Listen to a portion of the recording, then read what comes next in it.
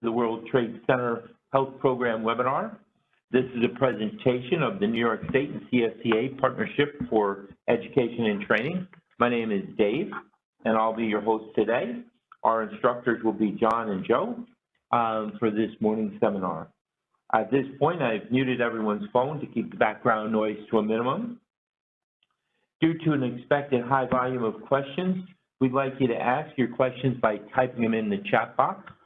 The chat box is in the lower right-hand corner of the screen.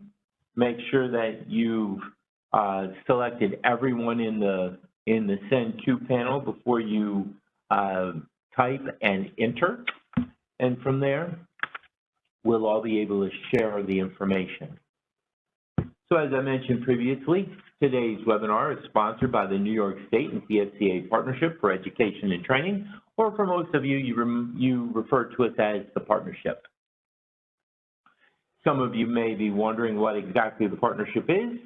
Well, for those of you who aren't familiar with it, the partnership is an organization that administers education and training programs for CSCA-represented employees through labor management cooperation. It is funded through negotiated agreements between New York State and CSCA. The partnership offers in-person classroom training, online learning, educational advisement services, grants, tuition benefits, labor management services, and other education and training programs, including the webinar you're about to attend. The partnership is a joint labor management organization whose mission is to promote career mobility, improve job skills, support workplace safety and health, and promote effective labor management relations. You can learn more about us at our website or by calling us directly. I'll provide our contact information again at the end of the webinar. So before we get started, the partnership would like to take a moment to recognize the heroes of September 11th, 2001. Please join us in a moment of silence as we remember the fallen, and we pause in appreciation and support of all who continue to be impacted by the events of that day.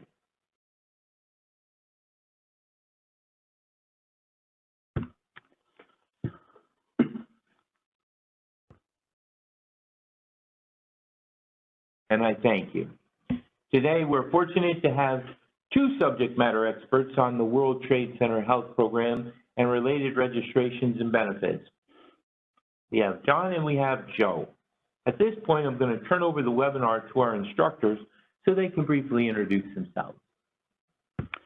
Good morning, everybody. My name is John Kelly, and I'm a volunteer firefighter who responded to the World Trade Center attacks directly to Ground Zero. I assisted in the cleanup recovery efforts, and unfortunately, I lost a number of friends due to these events. One in particular, I served as a volunteer firefighter in our hometown. I attended grammar school with him, high school. He was also a member of FDNY, and later on, years after his passing, I served with his son as a volunteer firefighter. Joe, why don't you tell us a little bit about yourself? Thank you, John, and thank you for what you did. Joe Cavalcanti is my name. I am the advocate for injured workers at the New York State Workers' Compensation Board, another agency. I have worked with literally thousands of World Trade Center responders for many years now, educating the responders and helping them access their benefits related to their service at the World Trade Center. And of course, I also work with all injured workers in any instance.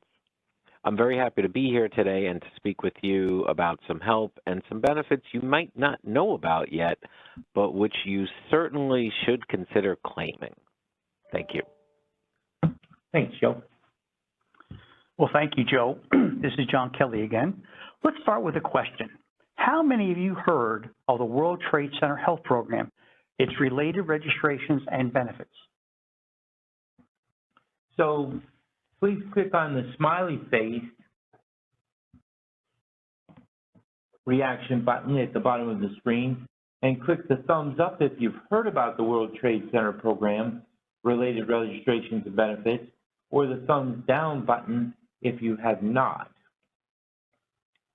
Boy, John, did you see those thumbs moving along? Oh, we have some up and some down. Okay, well, we really appreciate your response, folks. And thank you for your participation in this question. No matter how you answer, there's something in this webinar for everyone. If you're new to the World Trade Center Health Program and related registrations and benefits, we're going to give you all the information you need to know.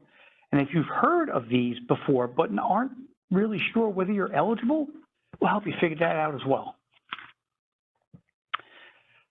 During today's webinar, we will review hazards and health conditions associated with September 11th.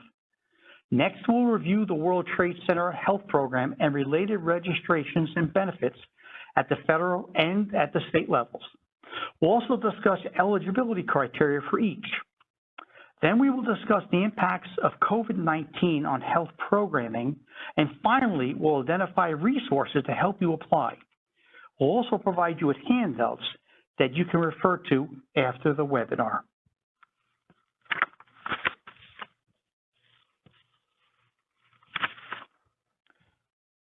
Now let's take a look at this is what you see here. This is going to be our roadmap for today. These are the steps we're going to follow in order to provide you the information that you're here for.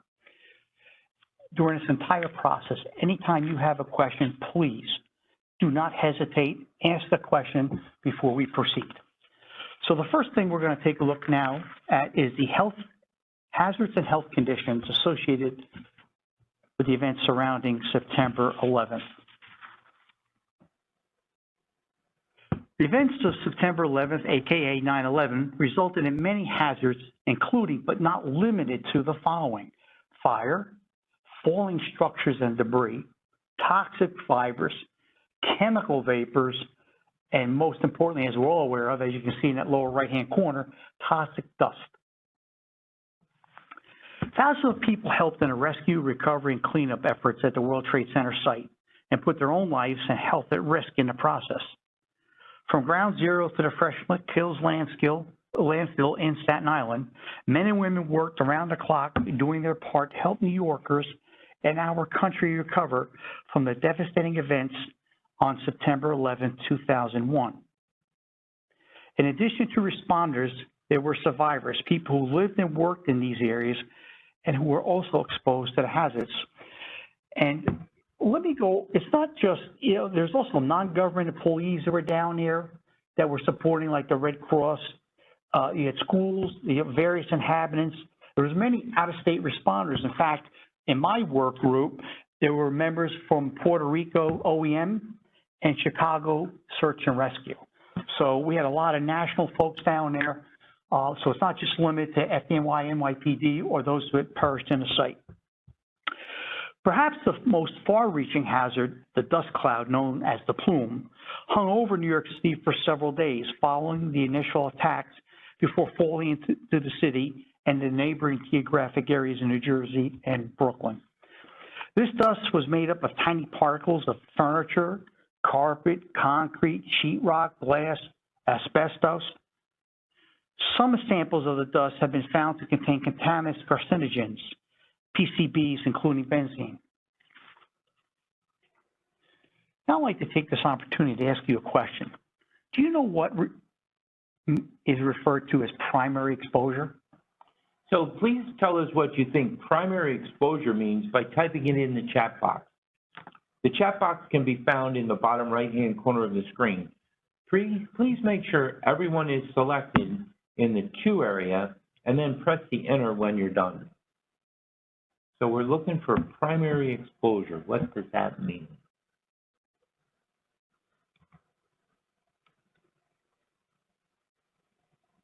Actively being at the site. That's a good answer. Initially exposed on the day of the event.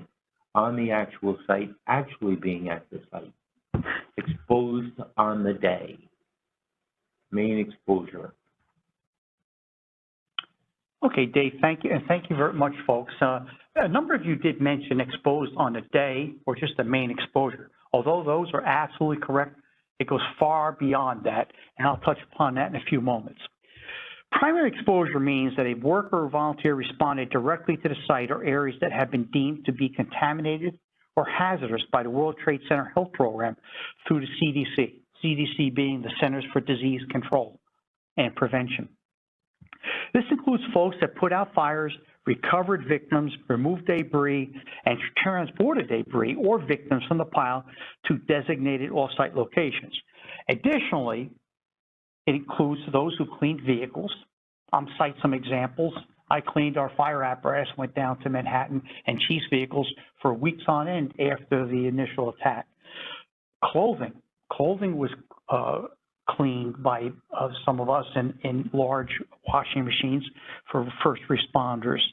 In fact, I myself remember being covered in total white, almost like the Pillsbury Doughboy. So a lot of the exposure wasn't just the day of, but expanded to those who were there a little bit out further in New Jersey and Brooklyn when that plume settled, as well as those who were cleaning vehicles. I can recall a state trooper upstate who became very ill. He was never down at ground zero, but his exposure was due to cleaning emergency vehicles that have responded to the site. Exposure to these hazards can result in a long and varied list of health conditions. The CDC has a list of health conditions recognized as being associated with the events of September 11th. The list is broken down into the following categories and can help you give you an idea of what types of illnesses may be related to the World Trade Center exposure. And here are just a few categories that you see on your screen. So I have a question on the follow-up. Of these 5 categories, which health conditions do you think is the most common today? So please take a moment and think about which category could have been most common, and then type it in the chat box. So which of those categories do you think is most common?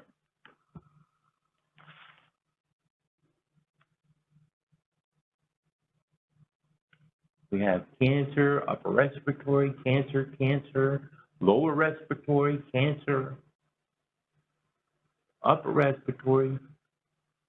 So John, it looks like we have a mix between upper respiratory and cancer, and then we have one that's lower respiratory. Okay. Well, you're all correct. Nothing's wrong. Every answer here is correct. Some of them have higher incidence, some of the upper respiratory, but by and large, all of these are illnesses that are related to the World Trade Center exposure. So I really thank you for sharing this. The impact of all 5 categories continue to be felt to this day. There is a copy of the current list as well as the link to the website in your handouts. And remember, if you haven't printed out your handouts yet, you can do so after the webinar. I also want to make one more point before we move on, Dave, to the next slide, is that these lists are always being revised. As time goes by, exposures lead to other illnesses or cancers. So even though you see something today, it may be updated tomorrow or 6 months from now. Thank you, Dave. There we go. In addition to physical health conditions, there are also mental health conditions that are covered. For some examples are panic disorder, PTSD, depression, anxiety, substance abuse. You know, when you go to your Visit the World Trade Center program, you will be sitting down with a social worker who will answer a lot of questions for you. Your annual health questionnaire involves a lot of questions that are social worker related. So they really try to get a fuller understanding, provide support, not just for your physical ailments, but those mental disorders and because of the shock of what you saw or experienced. Some signs of the above conditions may include trouble sleeping, nightmares, painful memories or feelings, difficulty with family or work relationships, feeling down, depressed, anxiety, avoidance, and unfortunately could include substance abuse. Now let's take a look at some of the misconceptions that may be out there and some of the benefits that might be available to assist survivors and responders. But first I want to talk to you about some of these, in-depth about some of these misconceptions. There's some responders or folks that live and work down there who feel that there are people that are better off or better worse off than me, so why would I get involved with this program? If I enroll in this, will it take away funds or support from someone else or a friend of mine? These benefits are only for people who have cancer. These benefits may only apply for those who live in New York City. These benefits may be only for people who responded directly to the pile. I was doing it to help and do not want compensation for it. Well, do you know someone or know someone who has these thoughts?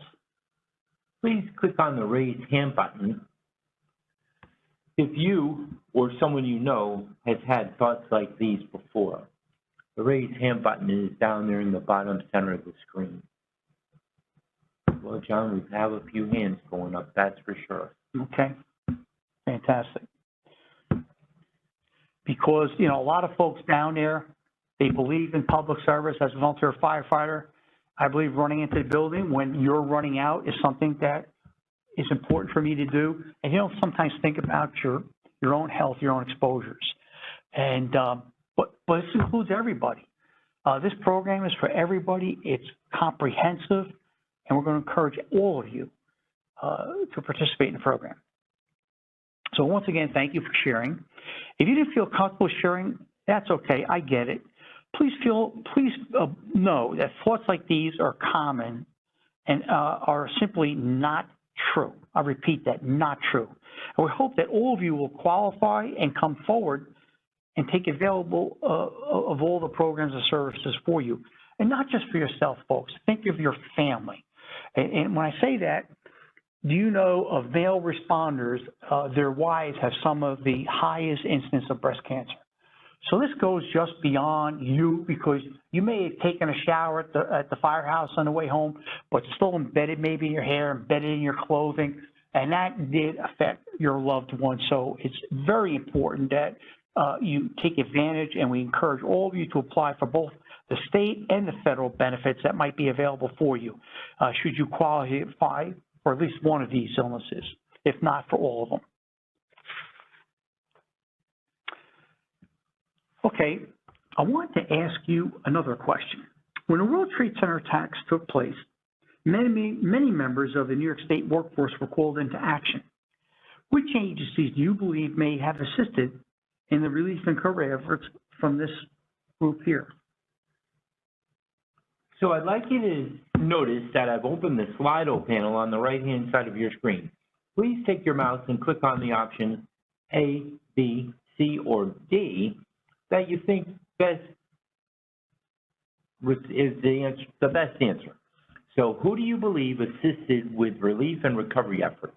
Tax and Finance, Department of Transportation, Office of Employee Relations, or all of the above? Well, look at that, John. We have a lot of responses coming in. We have one or two folks that have said Tax and Fi, and the rest of everyone else has said all the above. Wow, fantastic. And you had 93% of all the above, Dave. Yeah. Well, the correct answer is D, all of the above. In fact, many New York State agencies participated in the World Trade Center response.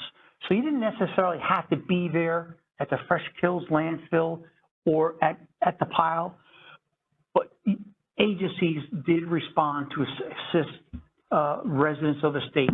For instance, let me give you some of the examples of some of the agencies that were there.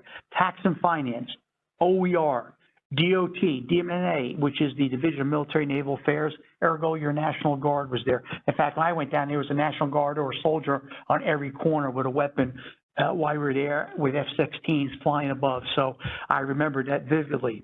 You had DEC, which is Environmental Conservation, you had Department of Labor, Motor Vehicles, Office of People with Developmental Disabilities, Mental Health, Department of Health, Homeland Security, which included OEM and the State Fire Service. You had the SUNYs. So you can see it was very comprehensive in terms of it was basically a full state response to this tragedy. So before we move on, I'd like you to notice that when I opened our polling panel or our Slido panel, the chat panel and the participant panel may have closed on you. So to reopen them, at the top right, find the word participant, and then click on the little arrow next to it. That'll drop it down and the participant will open. Do the same to the chat box. You'll notice that the arrow is pointing to the right, and if you click on the arrow, it'll switch to pointing down, which will open the chat box. You'll also be able to click the chat box bubble over in the bottom right-hand corner, and it'll help you open the chat box back up again. You could X out a Slido, and when I open another Slido panel for you, it'll open again also. So not to worry, but you will need the chat box reopened in order to continue or to chat along. Okay, Dave, thank you.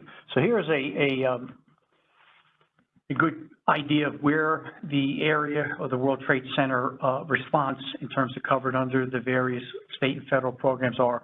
But I just want to make point that you see the close proximity to of the Brooklyn Bridge and Battery Park, Brooklyn Heights, as well as the port to New Jersey. And based on where the air was flowing, that they were in the impacted zone.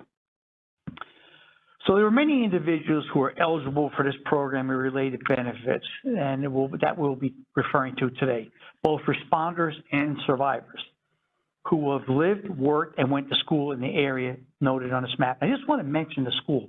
There was an article out recently in the New York Times that referred to a graduating class that graduated. They were like in 8th grade at the time, and they're basically around 30, 31 years old right now, many of the folks, and they have one of the highest percentages of their cohort age group that have cancer as a result of their exposure from attending school and or living in that area down there. So it just demonstrates the far-ranging impact of this terrorist attack on our city and our state.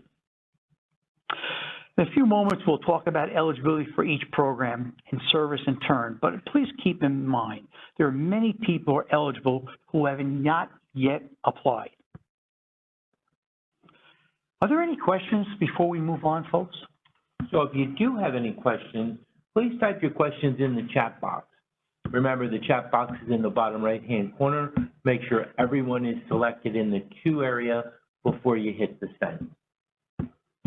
And you can always type questions as we go.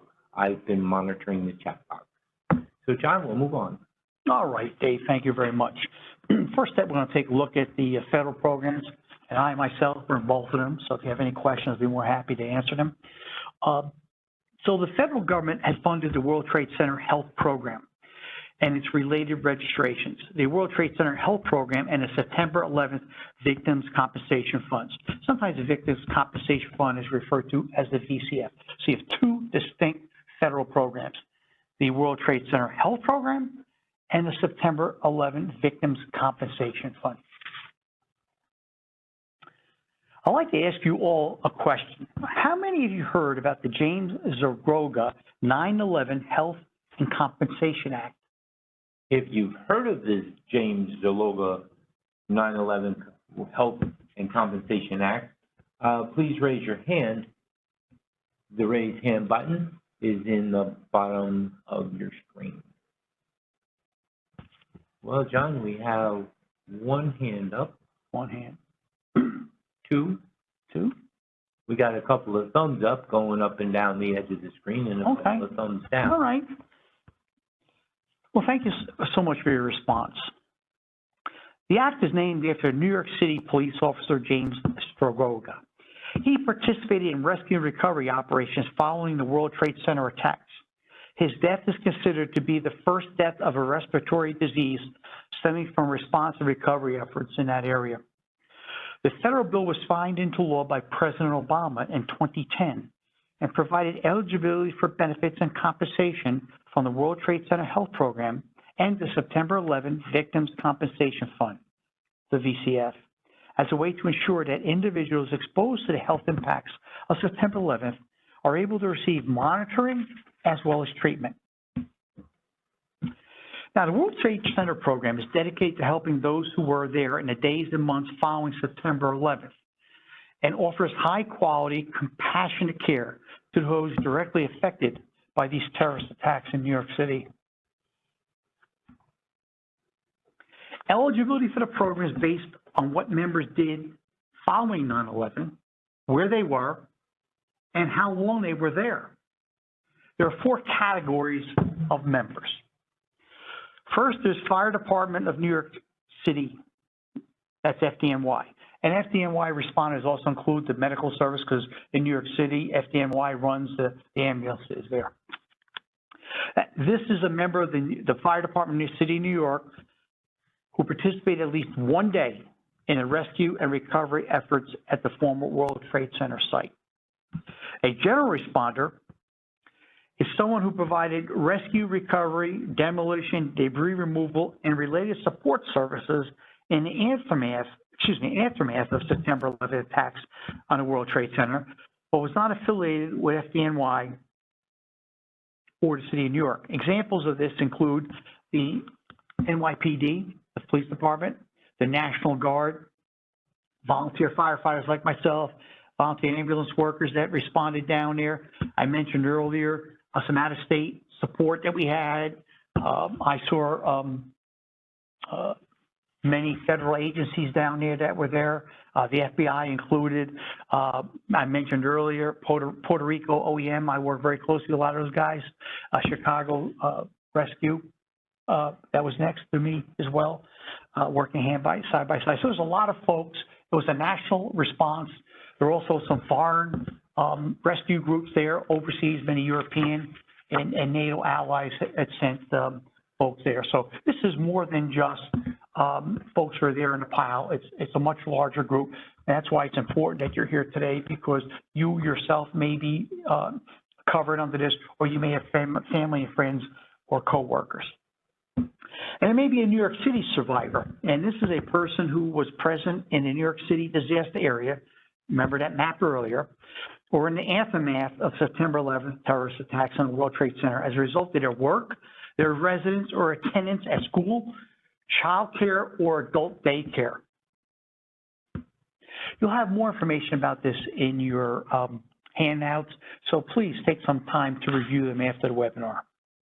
Also, keep in mind this will include, as I mentioned, those foreign as well as domestic support that we receive, but also folks who worked at the Pentagon attacks, the Shanksville, PA, the plane that went down in Pennsylvania, that's Flight 93. So it's a rather large group that's covered by these federal programs. If you haven't printed your handouts yet, you can always print your handouts at the conclusion of the webinar. So let's take a look at documentation. This is critically important. If you determine that you're eligible and would like to apply for the World Trade Center Health Program, you need to provide supporting documentation. Some of these examples may include your login or sign-in sheets for work or responding down there, any awards you received, any documentation from your employer, both current and past, any affidavits you have, and I know I had a few from my chiefs and deputy chiefs because I was on their team when I went down there. You may have a volunteer assignment. I know myself, you know, your names are on the board, you're designated what day, what location. In my department, we responded directly to the pile. I also had some brothers and sisters that were responding to the Bronx and actually running calls for FDNY, and we backfilled them as they were down at the pile. So, you know, you had those types of detailed documentation. So I have a question for you. I'd like to ask you another question. Which of the following do you think are examples of supporting documentation? I'd like you to notice that I've opened the Slido panel on the right side of your screen again. Please take your mouse and click on as many of the options A, B, C, or D that you feel best is an example of supporting documentation. So we have right now, John, we have about 50-50 with time cards and letters from your employer. Okay. Well, those are absolutely correct, but all of those include. Now, you may say, what's an award? Well, some of us receive from our local municipalities, as I did, recognition for our participation down there. So a lot of agencies did that in the state, a lot of volunteer organizations. So that's why where that award comes from. But it's not just limited to that. It could include your overtime reports, travel logs, letters of appreciation in addition to the awards, written testimonies from witnesses. I had witness and affidavits from my chiefs that I was down there, as well as the people on my team. Rosters and sign-in sheets, letters from the Workers' Compensation Board for your 9/11 related work, as well as some of the other items I noted in a previous slide. Remember when I opened the Slido panel, your chat box minimized. So you can exit out of Slido. We're done with that for this webinar. And click the little arrow next to chat and it'll open back up. Okay. Once you've gathered all your documentation, you're ready to apply. A separate application is required for each eligibility group. Remember the groups we talked about earlier. The application can be done online using a fillable PDF or printed, filled out, and mailed or faxed. I mailed mine just because it was somewhat large, the documentation, and so I had scanned it into my computer. I also sent it by U.S. mail, or it can be faxed. Emails are not accepted, so please do not consider emails. However, no matter how you choose to apply, make sure that you fill out the application fully, sign it, and then provide that adequate supporting documentation. That gets you into that World Trade Center Health Program. So what's the next step? What happens next, folks? So on your screen here, you'll see that, getting yourself enrolled. So once you get that documentation, they say, okay, we identified that you were at the World Trade Center site or surrounding areas you were involved in some aspect. It could be, like I said, cleaning vehicles in upstate New York. So once you get approved for the World Trade Center program, you're fully enrolled. Your application has been processed. So, but now before I forget, a hint that was given to me when I began this process that I want to share with you, that many of your responses that you're approved for the World Trade Center Health Program will come in a envelope that's plain envelope, no return address. Whatever you do, don't rip it up and throw it out. I know sometimes we get a ton of junk mail, but once you apply for this, look at every piece of mail that comes in. Let your spouse know, let your kids know. If grandma lives at home or your mother, let them know because it will come in a blank envelope. And I'm glad they gave me a hint because I came in this envelope. I didn't know what it was, opened it up and said, boom, you're approved for the program. All right, and then further down, if you get approved by the Victims Compensation Fund and get identified, that also come like in a number 10 envelope and actually came from upstate New York. So you say, who's sending me an envelope without, it's not an advertisement, it's not something to sell you something. So pay attention. Once you enter this program, open every envelope that comes in your mailbox. So even if you're not accepted, the letter will explain how you can appeal that decision. And you know what? Appeal it. If you believe honestly in your heart of hearts that you were down here, appeal it. Maybe you just sent in the right documentation. Maybe it was not clear enough. By all means, follow up with them. Get that, provide additional information. Get the application. If it isn't complete, get it complete. You may receive a call or an email. Call them. Right? Drop them a landline. Call them and say, what do I need? What happened? Why was it denied? I know some folks that they did happen their first round, and the documentation they just needed a couple extra sheets of documentation. That's all. They were there, but by them following up, they were able to get approved. So once you've been accepted and enrolled, the next step is to find a provider. For the New York City metro area, you'll see a clinical care centers of excellence. For upstate, you will use National Provider Network. Now, Dave, just stay on the slide for a second. Mm-hmm. So, for instance, Mount Sinai, that's where I use. They just opened up a location in Rockland County, which if you're in New York City, they consider that upstate. I know if you live upstate, that's considered downstate. But anyway, Northwest Health also has some locations in Westchester and Long Island. So if you think of Mount Sinai, which is in Upper Manhattan, it's also in Rockland County. Got a great site over there that a lot of those of us who are in Westchester and Rockland, Orange counties, Sullivan counties can go to without having to go into the Big Apple. The National Provider Network is nationwide. So when you get your approval, they'll let you know. I know there's a number of locations up in the Albany area, but it's national. All right. So it's federally funded. Thanks, Dave. We can move on. So let's talk about the National Trade Center Health Registry. This was established in 2002 by the New York City Department of Health to monitor the health of people directly exposed to the World Trade Center disaster. The registry is for people who lived, worked, and went to school, as well as responders and recovery workers who were in the area of the disaster.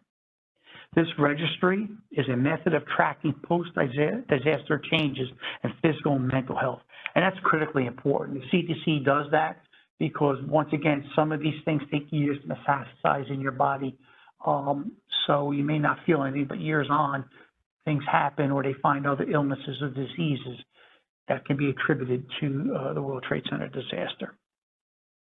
Enrollees in the registry complete a confidential survey and are asked to fill out a follow-up survey every few years. Survey findings are published periodically in medical journals. The World Trade Center Health Registry is not a treatment center and does not conduct medical testing. The registry is for tracking and method only. Now, also, when you get in one of these Health Trade Center programs, you're going to get yearly health questionnaire, so expect that once you're in the program. So let's look at the September 11th Victims Compensation Fund, sometimes referred to as the VCF. This is administered by the United States Department of Justice. The program provides compensation for economic and non-economic loss to individuals and relatives of deceased individuals who were killed or physically injured as a result of the terrorist attack on 9/11. Now, I just want to refer to this photograph here. This is Louis Alvarez. He is since deceased, but he, when they were fighting for permanent funding of the Victims Compensation Fund, he was very instrumental. His testimony in Congress. You'll see Jon Stewart. That's the comedian. Whether or not you like Jon Stewart's politics or comedic act, he was very instrumental for those of us who are down there and helping fight for the Victims Compensation Fund. He was like a dog with a bone on this thing. He did not let up.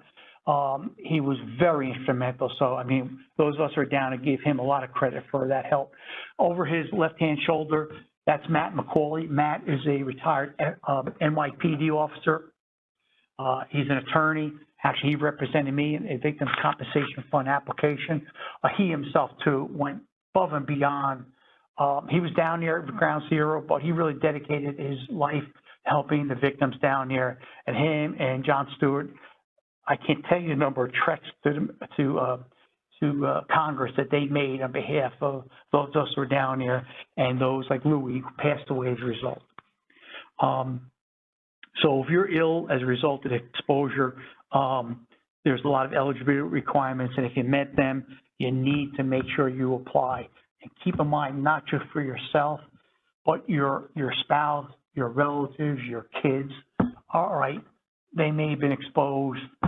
They look healthy now, but you need to get in the program. Please do so, all right? The VCF does not distinguish between responders and survivors. That's critically important. Responders and survivors when evaluating your eligibility and calculating your award.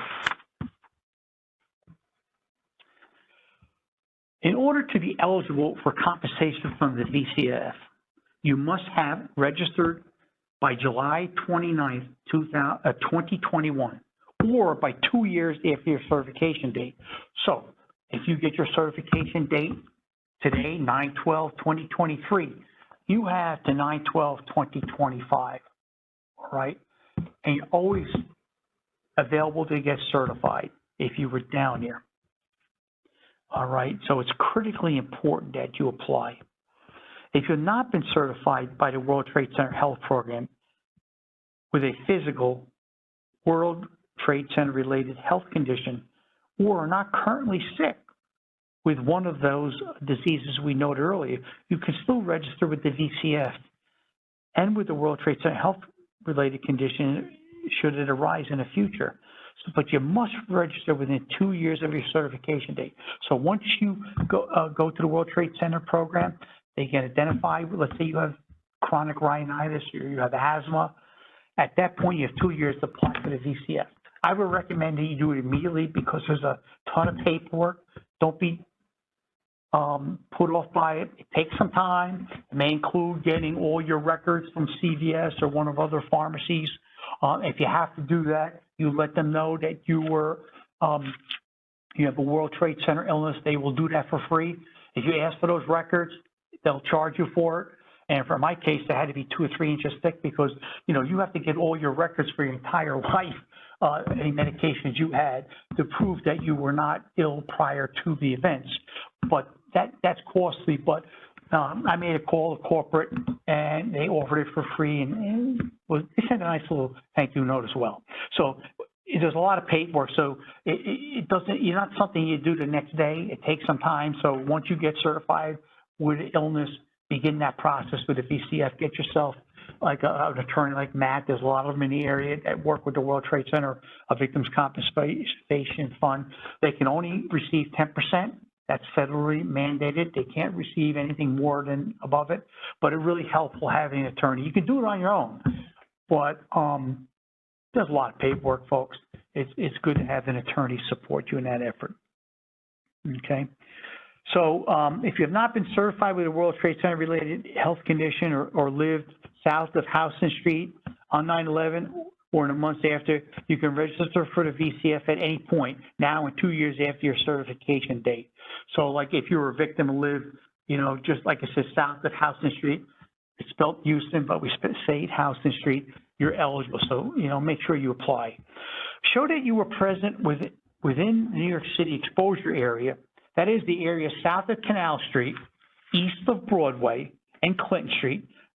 Note that this area is a little different than the World Trade Center. Health boundaries a little bit different. Or along the routes of debris removal at some point between September 11th, 2001 and May 30th, 2002. So that includes Staten Island, okay, because the barge just went over Staten Island taking the debris. Show that you have a World Trade Center health program covered condition. That is, you have a 9/11 related physical illness or injury. Remember, the compensation is for physical conditions only. Also, if you were compensated under the original VCF that operated from 2001 to 2004, you must show that you have a new condition or that your previous condition has worsened, which is quite possible, and has resulted in additional loss that you weren't originally compensated for. There are 2 steps to the VCF claim filing process, each, but you must be mindful of the deadlines, which may change. The best way to make sure you're up to date on deadlines is by checking the CDC website. I check it probably quarterly, but I suggest you stay on top of that and check that CDC site. So step 1 of the process, register with the VCF. Registration preserves your right to file a claim in the future. So you may not be able now, but file it. By registering with the VCF, you do not waive your legal rights, and there is no obligation to file a claim in the future. You can register online or over the phone. There's more information in your handouts, including websites and phone numbers. The second step in the process is complete and submit a claim form with all supporting documentation. You should wait to file your claim until you have been certified for the World Trade Center health program for a 9/11 related health condition. It is very important to realize that the list of qualifying health conditions is constantly being updated. That's critically important to understand. You may look at that list now and something you're suffering for is not included, but it may be. You got to be on top of it, folks. Right now, they're looking at heart conditions, cardiovascular issues. They're doing studies with FDNY members there. So last time I was down at the World Trade Center program, they anticipate at some point that may be included. That's just an example. The best place to check for the most recent list of certified conditions is on the CDC website. Remember, this compensation fund is for individuals who are physically injured. Now, it doesn't mean you had a broken leg. Once again, it could be asthma, it could be cancer. It's the whole gamut of those diseases that you refer to on the forms that we gave you and that we discussed earlier. We've supplied the helpline number for the VCF in your handouts, as well as an information sheet on the benefits. Now, are there any questions about the federal program or registrations before we move on that we can answer for you? If you do have any questions, please type them in the chat box in the bottom right-hand corner. You gotta make sure everyone is selected before you hit the enter button.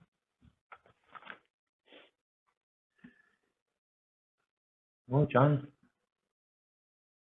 I'll keep an eye on the handout or the chat box, and we'll see how it goes. All right, I think it's important to note too, folks, you know, you may have questions as we proceed. We'll have a Q&A period at the end of the webinar, but do look at the information that's in your packet after the webinar. At this point, I'd like to move the program over to Joe, who will discuss the New York State level benefits. Thank you very much, John, and good morning again, everyone. I'm going to be speaking about the workers' compensation benefit that should be available to responders. The workers' compensation benefits available would include the same things that are available under any other workers' comp claim. This would be three things primarily. First, there's the health care that would be available to you for your lifetime, okay, lifetime once you establish the claim. Then this would be for the on-the-job illness or an injury. Second benefit is the lost wage benefit if you can't work, and that's up to 2/3 of your average weekly pay.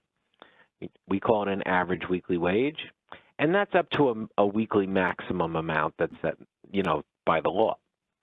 The other benefit that people don't take advantage of typically is mileage and transportation reimbursement. This is for your trips to healthcare appointments and what are known as independent medical exams. So if you had a comp claim and you were traveling to the World Trade Center health programs, well, you could file for the reimbursement for those mileage and transportation expenses. Now, in order to qualify for these workers' comp benefits, I'm going to have to give you the parameters that are used in World Trade Center claims. Pardon me. All right, the first thing is you must have performed rescue, recovery, or cleanup work. The second thing is you must have done this in a specific geographic work area. This work area will sound familiar, but it's pretty specific in our case. And that work area is Manhattan from Canal Street south. So Canal Street is a good distance above the World Trade Center site. South down to the tip of Manhattan, you did rescue, recovery, cleanup in that area. Okay, you're in. There are also some other areas. There's the Fresh Kills landfill, and then there are the barges, the piers, and the morgues. So did anyone work in this geographic work area after 9/11? So please click on the raise hand button if you worked in this geographic area. The raise hand button is down there next to the smiley face or reaction button.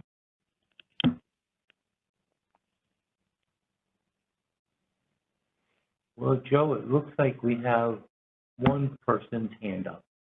Okay, and there might be other people or you might know someone. So you did rescue, recovery, cleanup.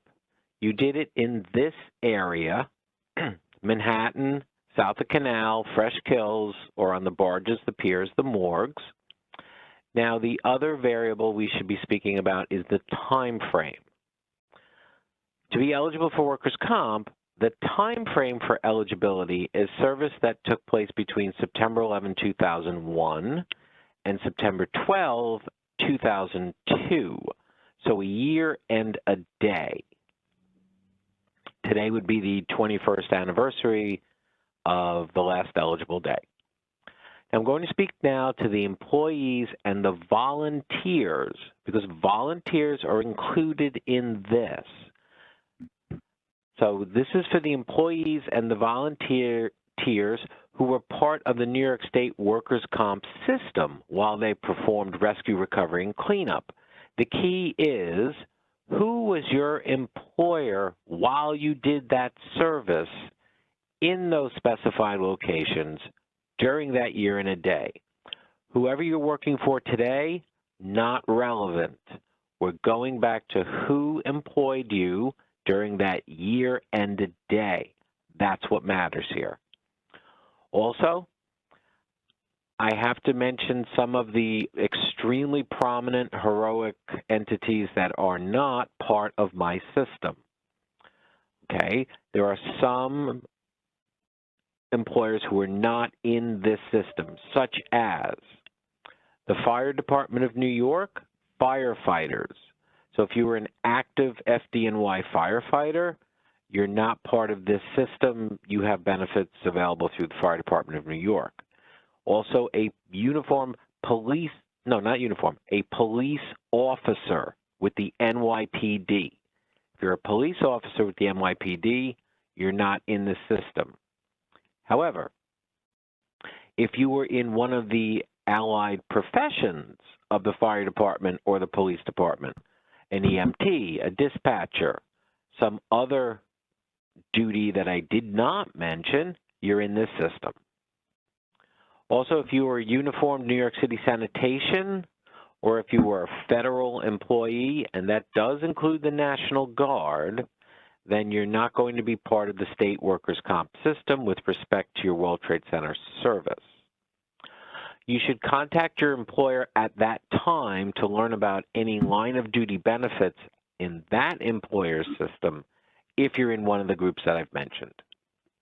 If you had a different employer, or if you were a volunteer, you are probably part of the state workers' comp system, and you should file this particular form called the WTC 12 to preserve your rights.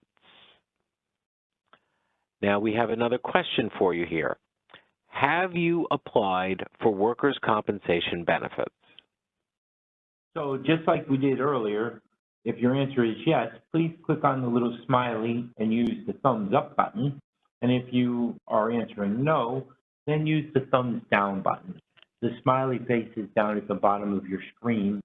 And I see a couple of thumbs, well, a few thumbs down, Joe. More thumbs, yeah. I haven't seen any thumbs up. Okay, that's all right. And here's why, David. You would be applying for workers' comp benefits if you were injured at the time or if you were presently ill due to that service and you fit the requirements I mentioned. So maybe everyone is doing well. That's fine.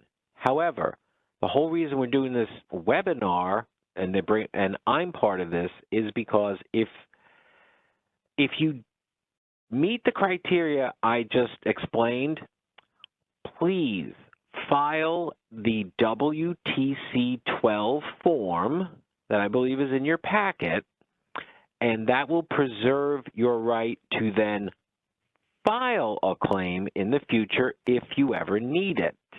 So it's a two-step process here. Number one is you file that WTC 12, you're saving your rights. Then if you need a claim in the future, then you can file that form. Please note that when you do this form, you must have it notarized, and you must also return to us the original signed and notarized form. You can certainly keep a copy, that's great, but please return us the original signed notarized form. And you're going to have to use the mail, the U.S. mail, the postal system, because we need the original, so we cannot take a fax or an email or a PDF, etc. So you can check your handouts for the form, and you can also see there's more information about the eligibility I just discussed. When you look at the form, it is pretty simple. The first page is 2 pages of directions for a 2-page form. Okay, we're the government. So then you get to the form. So, one side asks for your personal information, your name, your address, and then you flip it over, and then you will see a table that asks, where were you? When were you there? What did you do? please try to complete the form to the best of your memory or ability. It's all right. Do the best you can with it. Then once you send it in, you'll be submitting it to the Workers' Comp Board, and then the Comp Board will acknowledge your filing. We will send you a letter in the mail. This is the first step, and it preserves your right to file a claim for the rest of your life if you ever need the Workers' Comp benefits. You have to do this because there's a 2-year window of time to file a comp claim otherwise. This is the place, this is the instance where the government changed the law so that these heroic responders have the rest of their lives to file a claim. And then if you do need to file a claim in the future, you can come to our website and you can just file it online. Now, if you have any questions about this process or about workers' comp that pertains to this or in general, okay, you can use these contact means for any workers' comp question. Give us a call. You're calling my office now, the Office of the Advocate. We're at 800-580-6665. You can see it on screen, or you can send us an email. The email address is a little abbreviation of Office of the Advocate for Injured Workers. It's right there on screen. Spoiler alert, if you email, it might be me who's replying to you. But these are the basic facts you need to know. I want to thank everyone who's on this call for doing what they did at that time. And now I'm going to pass the presentation back to John because he's going to explain some other New York State benefits.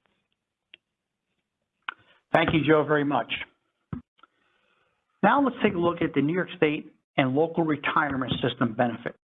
The World Trade Center presumption law provides accidental disability retirement and accidental death benefits for those who claim their condition as a result of participating in events of 9/11. And for those who gave so much, the benefits established by this law provide some measure of assistance. But before I go on, what does presumption mean? All right.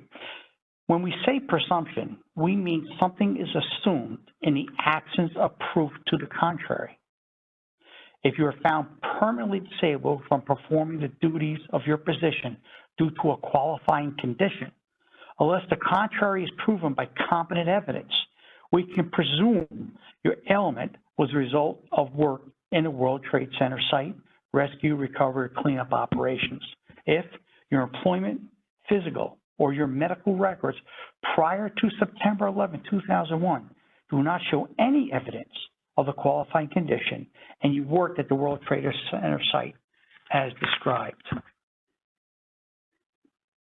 Now, once again, we have this map up, and as Joe mentioned, with workers' compensation and as I mentioned earlier with the federal government, sometimes the streets and the location of the coverage don't always overlap the same with all three programs, but they're very close. So let's pay attention to this here. So to be eligible for the presumption, there are a few requirements. First, you must have an active New York State employee enrolled in New York State and local retirement system on September 11, 2001. Recently, about a year or so ago, they included those who may have been in a teacher's retirement system and participated in the World Trade Center rescue, recovery, or cleanup operations for any period of time within the first 48 hours after the first airplane crashed, or a minimum of 40 hours at any time between September 11, 2001 and September 12, 2002 within the specified geographic area.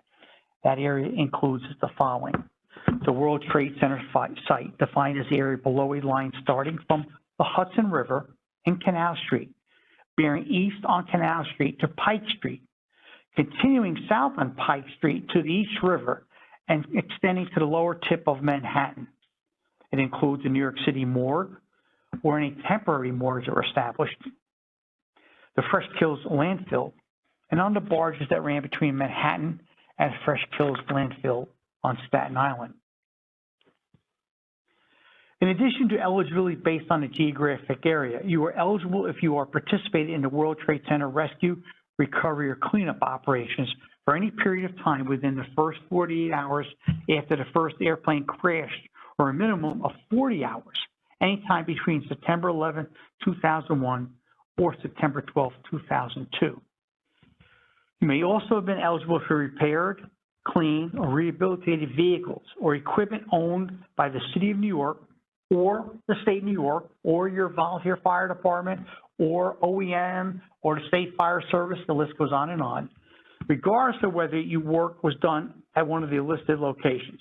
So it could be a DOT vehicle down there, maybe OPW vehicle that was transporting patients down there. Could be a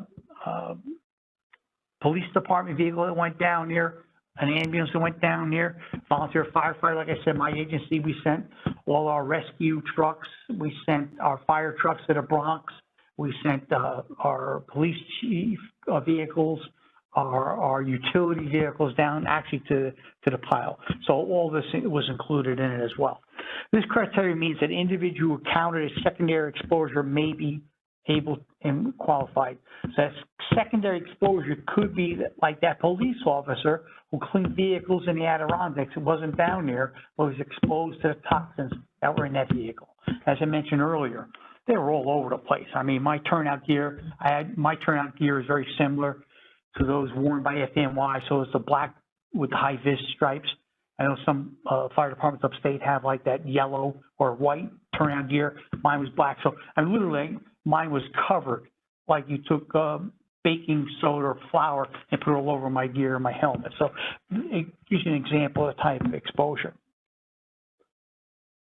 Now, I have a question for you. Did any of you work in any of these departments or have a secondary exposure yourself? Please click the raise hand button if you've worked in any of these departments or had secondary exposure. Well, John, we have one hand up. Okay. All right. So you definitely should be following your paperwork. We'll get into that in a moment. The second requirement for eligibility is that you have a qualifying condition that did not exist prior to 9/11.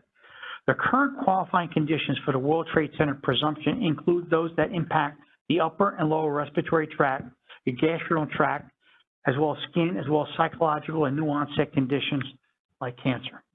New conditions may be added in the future. That's true of all the programs. A full list of qualified conditions can be found in your handouts. You will need to be able to show that you have this qualifying condition or conditions, could be more than one, did not exist prior to 9/11, 2001. Some of these upper respiratory tract conditions include but are not limited to rhinitis, sinusitis, laryngitis, upper airway hyperactivity, some bronchial issues, or a combination thereof. Lower respiratory tract issues could be bronchitis, COP, asthma, reactive airway dysfunction. Just to give you an example, there's more, but I just wanted to give you the ones that you're probably most commonly known. It could include reflux disease, issues with esophagus, psychological issues, PTSD, anxiety, depression, any combination of those. It could be skin issues. That a lot of folks have this. It could be contact dermatitis, burns, infectious areas of your skin, irritants, allergic reactions, just to name a few. You have new onset diseases, cancer, asbestos-related, heavy metal poisoning, musculoskeletal disease, chronic psychological disorders. I mean, that's just a minor list of the problems that we could be faced if you had that exposure, both primary and secondary. Just keeping track of time, John, if anyone has to sign off, this will be a recording that will be available on our partnership website.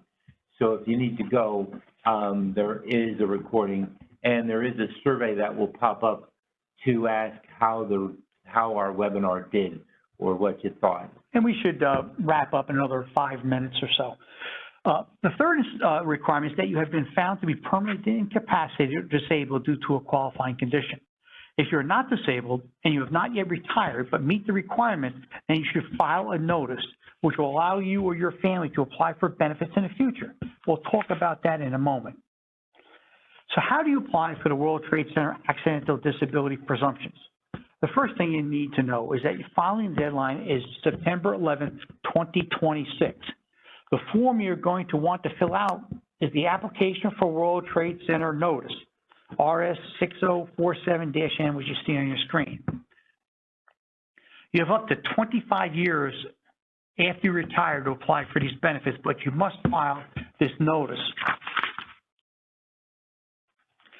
Basically, if you meet the first two requirements but are not disabled or retired, we strongly encourage you to file the application for Trade Center notice. The notice application allows you to preserve your rights in the future. We have supplied a copy of this in your packets.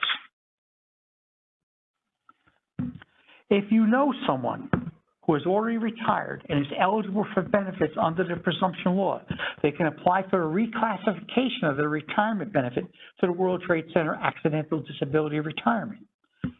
They need to show that they have become permanently disabled and unable to perform their job and had their condition been known, fully developed at the time of their retirement.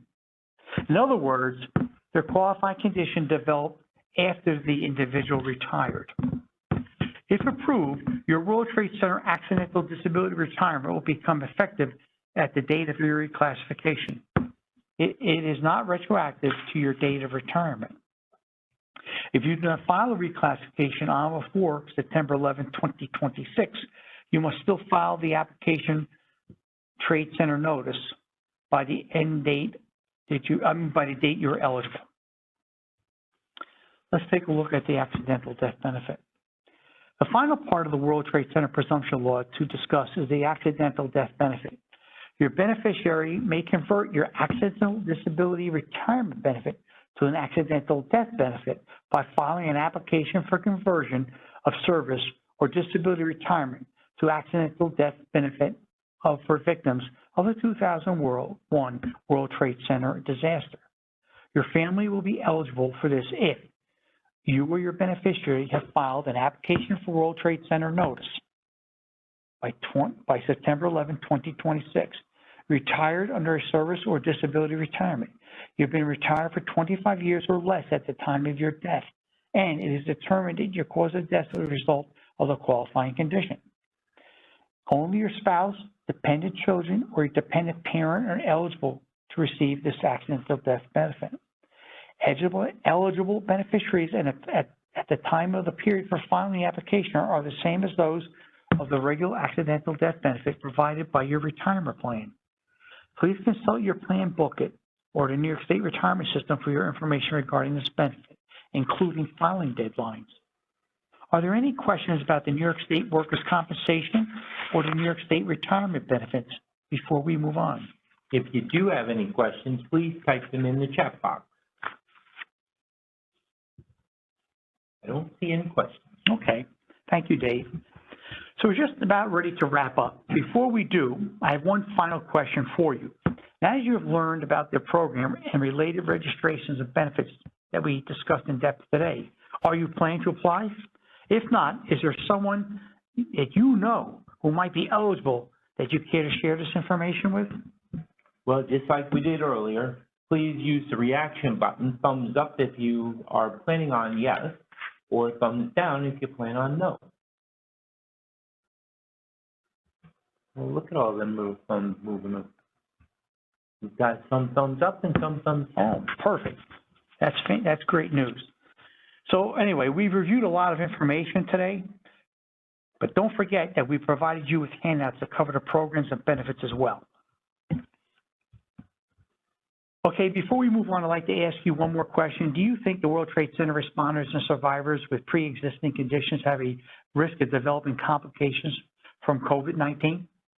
So there again, if you think the answer would be yes, for yes, they can develop complications from COVID, thumbs up, and if not, thumbs down. And we had a lot of thumbs up going up. All right, the answer is yes. World Trade Center responders and individuals with pre-existing conditions are at risk of developing long-term complications from COVID-19. For this reason, it is even more important to make sure that we have reached all individuals who should have enrolled in the program. Doing so can offer them and you assistance in monitoring your health and preventing complications. In addition to educational materials and access to telehealth services, which can help you maintain a safe and healthy lifestyle. For more information, please refer to your handouts. Are there any questions about the hazards and conditions before we wrap up today? If you do have any questions, we'll still be here after. So with that, John? Yeah, I'll turn it over to you, Dave. Thanks, John.